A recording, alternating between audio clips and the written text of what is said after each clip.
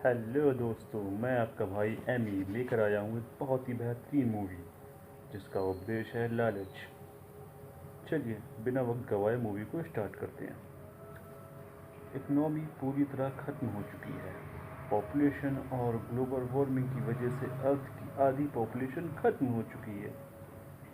Job न होने की वजह से लोगों को ज़िंदा रहने के लिए सर्वाइव करना बहुत मुश्किल हो रहा है। कहानी की शुरुआत में हमें एक ट्रेन दिखाई देती है जो एक रेगिस्तान से होकर गुजर रही है। उसमें एक शख्स है जिसका नाम जैक है। वो अपने सफ़र पर निकला है, शायद उसे कहीं पहुंचना है। ट्रेन एक सुनसान से स्टेशन पर रुकती है। वो वहां पर उतर जाता है, फिर वहां एक शॉप के पास जाता है। शख्स उसका कोई जवाब नहीं देता। वो उस शख्स से बाथरूम का रास्ता पूछता है। वो पीछे की तरफ इशारा करता है। वो बाथरूम में जाकर बैठता है। तभी बाहर से एक शख्स उसे आवाज़ देता है। ये वही शख्स था जो उसे सफ़र पर ले जाने वाला है। उसका नाम कीथ है। वर्जिन ने उसे हायर किया था। उसे ईस्ट की तरफ जाना है।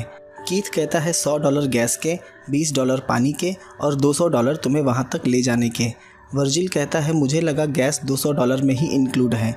कीथ कहता है अगर कोई समस्या है तो मैं गाड़ी फिर से घुमा सकता हूँ, पर वर्जिल कहता है इसकी कोई ज़रूरत नहीं है। वर्जिल गाड़ी का एसी चालू करता है।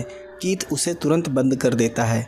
वो कहता है इससे गाड़ी के इंजन पर जोर पड़ेगा और गाड़ी बंद हो जाएगी। सफ़र काफ़ी लंबा था। दोनों एक बीहड़ से होकर गुजरते हैं। गाड़ी का टायर पंक्चर हो जाता है। वर्जिल टायर बदलता है। वहाँ वो देखते हैं एक कुत्ता दूसरे कुत्ते को नोच खा रहा है। क्योंकि उस वक्त बीहड़ में कुछ नहीं था तो कुत्ते जंगली हो गए थे जो मिले नोच खाते थे। कीथ उस कुत्ते को भगा देता है और घायल कुत्ते के सर को एक पत्थर से कुचल देता है ताकि उसे दर्द का सामना न करना पड़े। दोनों वहाँ से आगे के सफ़र पर निकल जाते हैं। रात वो एक जगह रुक जाते हैं। कीथ के पूछने पर वर्जिल बताता है वो वेस्ट से है। वो अपने जेब से एक एडवर्टाइजमेंट निकालता है। वो जहाँ जा रहा है उस जगह का नाम कंपाउंड था, जो एक तरह का कंस्ट्रक्शन साइट है और वो वहीं सेटल हो जाएगा। कीथ बताता है तुम जहाँ जा रहे हो वो काफ़ी बेकार जगह है, काफ़ी मेहनत भरा काम है और घंटों का कोई हिसाब नहीं है। वर्जिल कहता है मैं मेहनत करने से नहीं डरता। सुबह वो सफ़र पर निकल जाते हैं। गाड़ी वर्जिल ड्राइव कर रहा होता है। कीथ सो रहा था। उसे सोता देख वो एसी चालू कर देता है और कुछ देर में गाड़ी का इंजन बंद हो जाता है। ये देख कीथ गुस्से में आ जाता है। वर्जिल उससे माफ़ी मांगता है कि उसे एसी नहीं चालू करना चाहिए था। अब वो उस बीहड़ में बीचों बीच थे जहाँ दूर दूर तक कोई नहीं था। कीथ बताता है शायद रबर की पाइप फट गई होगी। वो इंजन ठीक करने लगता है। यहाँ वर्जिल एक पेड़ के पास आता है। वो एक सूखा पेड़ था। उसके बगल में उसे कुछ पत्थर इकट्ठा रखे हुए दिखाई देते हैं। वो उनकी तरफ जाने लगता है। उसे वहाँ पत्थरों के बीच चमकदार चीज़ दिखाई देती है। वो उस पे की मिट्टी साफ़ करके देखता है। वो सोना था। वो दूर कीथ की तरफ देखता है, इस बात की उसे जानकारी दे या ना दे, पर वो सोचता है अकेले इसे यहाँ से ले जाना भी आसान नहीं होगा। वो उसे अपने पास बुलाता है। कीथ वहाँ आता है। वो उस सोने पर लाइटर के आग की मदद से देखता है वो असली है या नहीं, पर उसे पता चलता है ये बिल्कुल असली है। दोनों उस जगह की खुदाई शुरू कर देते हैं, पर वो काफ़ी अंदर तक धंसा हुआ था। काफ़ी कोशिश करने के बाद भी वो सोना अपने जगह से नहीं हिलता। वो खुदाई करके काफ़ी थक चुके थे। वो गाड़ी के पीछे रस्सी बांधकर भी उसे खींचते हैं, पर रस्सी टूट जाती है और वो सोना नहीं हिलता। उन्हें कुछ पता भी नहीं था कि इसकी जड़ कहाँ तक है। वो और खुदाई करते हैं, पर फिर भी कुछ हल नहीं निकलता है। वो देखते हैं शाम होने आ गई है। कीथ लकड़ियाँ इकट्ठा करता है क्योंकि रात होते ही वहाँ बीहड़ के कुत्ते शिकार के लिए निकल जाते हैं। आग से वो उनके पास नहीं आएंगे। कीथ काफ़ी खुश था। वो खुशी से नाचने लगता है क्योंकि उन्हें काफ़ी बड़ा सोने का ढेर मिल गया था। वर्जिल भी काफ़ी खुश था। अब उसे कंपाउंड जाकर काम नहीं करना होगा। रात कीथ कहता है हम में से किसी एक को वापस जाकर एक्सकेवेटर लाना होगा ताकि हम इसकी खुदाई कर इसे निकाल सकें। किसी एक को इस सोने की रखवाली के लिए यहीं रुकना होगा। कीथ बताता है मैं ईस्ट में एक जगह जानता हूँ जहाँ हमें एक्सकेवेटर मिल जाएगा, जो यहाँ से सिर्फ 2 दिनों की दूरी पर है। तुम चले जाओ, मैं इस सोने की रखवाली करता हूँ। वर्जिल कहता है मैं इस सोने के पास रुकता हूँ और तुम जाकर एक्सकेवेटर ले आओ, क्योंकि तुम्हें जानकारी है कि वो कहाँ मिलेगा। दोनों एक दूसरे की तरफ देखने लगते हैं क्योंकि उन्हें एक दूसरे पर बिल्कुल भरोसा नहीं था। कीथ कहता है तुम्हें इस बीहड़ में सरवाइव करने का तरीका भी नहीं पता है। पानी कैसे इस्तेमाल करना है और सूरज की रोशनी से कैसे बचकर रहना है और अपने लिए खाना कैसे इकट्ठा करना है। वर्जिल कहता है वो सब मैं संभाल लूँगा। कीथ जाने के लिए मान जाता है।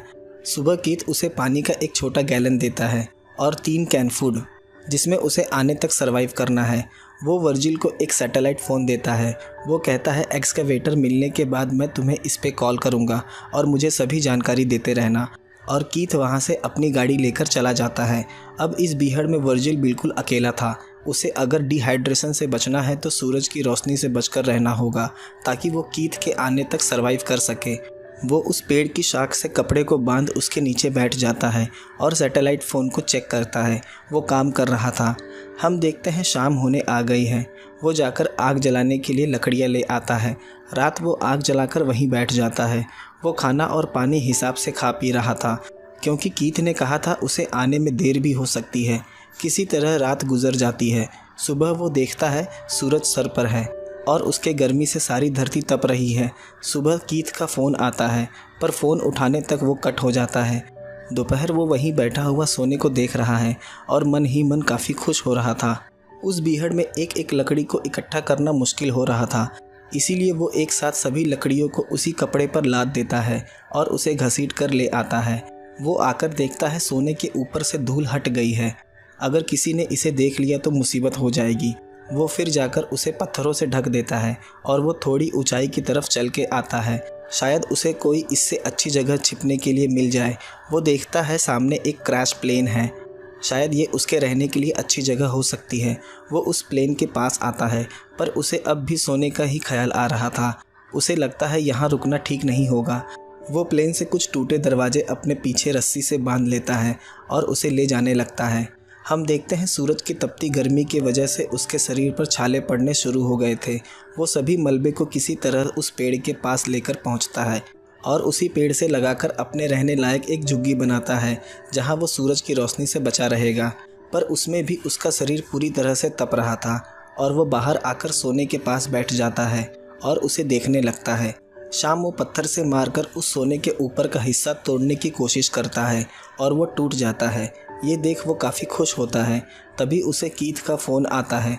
वो बताता है रास्ते में मेरी गाड़ी ख़राब हो गई है, उसे थोड़ा वक्त और लगेगा।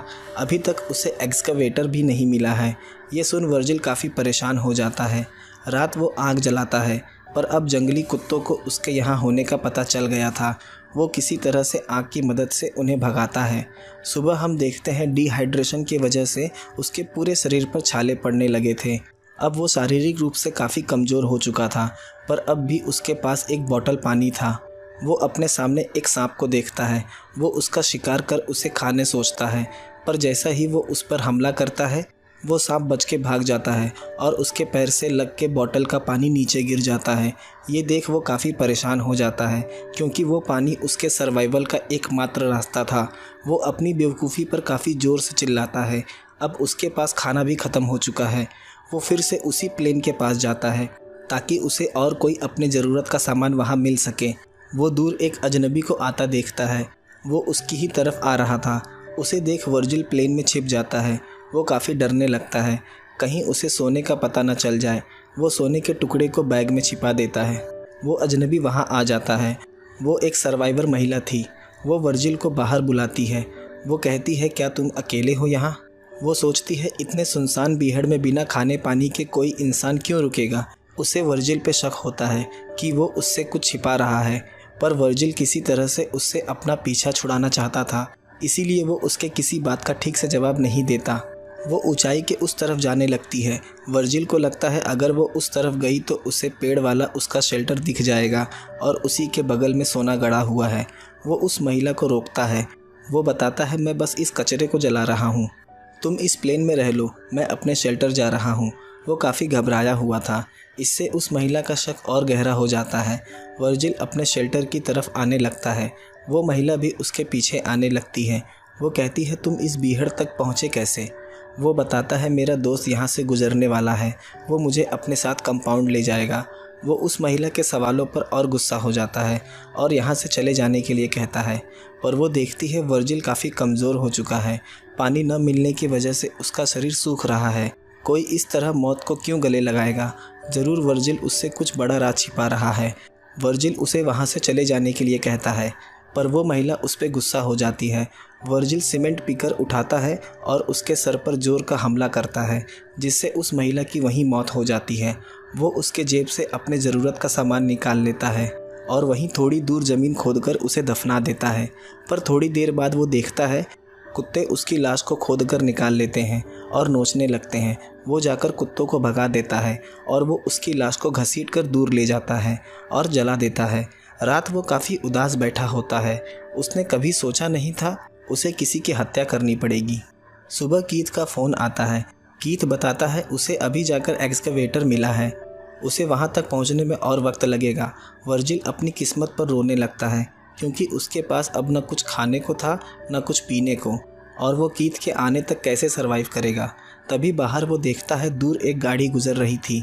एक बार को वो सोचता है जो सोने का टुकड़ा है उसे ही लेकर निकल जाऊं यहाँ से, मेरी जान तो बच जाएगी। पर उसका मन अभी भी उस सोने के ढेर पर लगा था। वो गाड़ी वहाँ से गुजर जाती है। शाम वो देखता है उसकी तरफ काफ़ी बड़ा रेतीला तूफ़ान आ रहा है। वो किसी तरह से भागकर अपने शेल्टर में जाता है, पर वो तूफ़ान इतना तेज़ था वो सब उड़ा ले जाता है। सुबह वो खुद को मिट्टी में दबा पाता है। वो देखता है उसके पेट में एक लकड़ी का टुकड़ा घुस गया है। वो किसी तरह उठता है, देखता है उसका पेड़ और शेल्टर पूरी तरह से तबाह हो चुके हैं। वो अपने बैग में देखता है पर उसमें सोने का टुकड़ा नहीं था। तूफ़ान के आने से सब चीज़ यहाँ वहाँ हो गई थी। पेट में लकड़ी होने से वो चल भी नहीं पा रहा था। वो देखता है सोने का ढेर अभी भी वहीं था। वो किसी तरह पेट से लकड़ी को निकालता है और आग जलाकर उस हिस्से को जला देता है ताकि खून रुक जाए। वो बेहोश होकर वहीं गिर जाता है। वहाँ एक महिला आती है। वो वर्जिल को पानी पिलाती है। वर्जिल को लगता है ये वही महिला है जिसको उसने मारकर जला दिया था। ये बस उसके दिमाग का भ्रम है। उसे वो हर जगह दिखने लगती है। थोड़ी देर बाद उसे होश आता है। वो फ़ोन की आवाज़ सुनता है। वो फ़ोन कीथ का था। वो बताता है मुझे थोड़ा वक्त और लगेगा, तब तक तुम सोने का अच्छे से ध्यान रखना। तभी पीछे से वही महिला उसे फिर आवाज़ देती है। वर्जिल देखता है वो बिल्कुल उसकी तरह दिखती है, पर उसे लगता है वो उसके दिमाग का भ्रम है। वो महिला कहती है वो उसे अपने साथ उस तरफ ले जा सकती है, वहाँ वाटर होल है और तुम्हारी जान बच सकती है। पर वो कहता है उसे किसी तरह की मदद की ज़रूरत नहीं है, बस वो यहाँ से चली जाए। वो पूछती है क्या तुमने मेरी बहन को यहाँ से जाते हुए देखा है, पर वर्जिल उसे कुछ नहीं बताता और वो वहाँ से चली जाती है। अब आकाश में गिद्ध भी मंडराने लगे थे। उन्हें नीचे अपनी दावत दिख रही थी। शाम हम देखते हैं अब उसका शरीर जवाब दे रहा था। उसने अपने चारों ओर आग लगा रखी थी ताकि कोई कुत्ता उस तक न आ पाए, पर वो आग भी अब ख़त्म होने चली थी। वो कीथ को फ़ोन लगाता है। कीथ बताता है वो उसके बहुत करीब है और आग से उठते धुएं को देख सकता है। हम देखते हैं वर्जिल को कुत्तों ने चारों तरफ से घेर लिया है। वो किसी तरह से बस उसे नोच खाना चाहते थे। अब उसमें भी इतनी ताकत नहीं थी कि उन्हें वहाँ से भगा सके। वर्जिल उसे जल्दी आने के लिए कहता है। कुत्ते उस पर झपटना चालू कर देते हैं। यहाँ हम देखते हैं कीथ दूर बैठा दूरबीन से ये तमाशा देख रहा था। वो काफ़ी पहले ही एक्सकवेटर लेकर आ चुका था, पर वो वहीं रुककर वर्जिल के मरने का इंतज़ार कर रहा था। कीथ के मन में लालच आ गई थी। वो सारा सोना खुद ही लेना चाहता था। अब उसने फ़ोन पर जवाब भी देना बंद कर दिया था। वर्जिल को पता चल जाता है कीथ ने उसे धोखा दिया है। हम देखते हैं कुत्ते उसे नोच कर खाने लगते हैं और उसकी मौत हो जाती है। कीथ वहाँ से उठता है और अपनी गाड़ी लेकर सोने के पास आता है।